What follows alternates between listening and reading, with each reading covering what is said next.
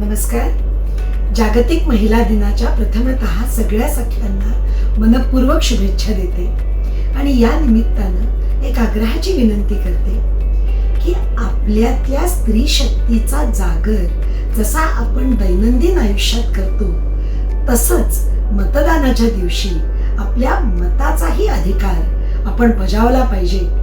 कारण आपण समसमान नागरिक आहोत आणि आपल्या देशाचं भविष्य घडवण्यात आपला तितकाच मोठा वाटा असला पाहिजे, सिंहाचा वाटा असला पाहिजे. एक आठवण सांगायची मतदानाशी संलग्न या निमित्तानं म्हणून, तर ज्या वेळेला पहिल्यांदा माझ्या लेकीनं ईश्वरीनं माझ्यासोबत मतदान केलं तेव्हा मी तिला विचारलं की आज कसं वाटलं मतदान करताना, हा हक्क बजावताना. त्यावेळेला ती म्हणाली, आज पहिल्यांदा एक स्त्री म्हणून संतृप्त वाटली, भारतीय म्हणून अभिमान वाटला.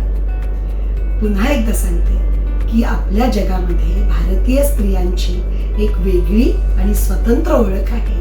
कारण आपल्या संस्कृतीची पाळंमुळं घट्ट रुजलेली आहेत. त्यामुळे कुठल्याही आकाशात आपल्या पंखातलं बळ आजमावायचं भय उरलेलं नाही. तेच मतदानाच्या बाबतीत आहे.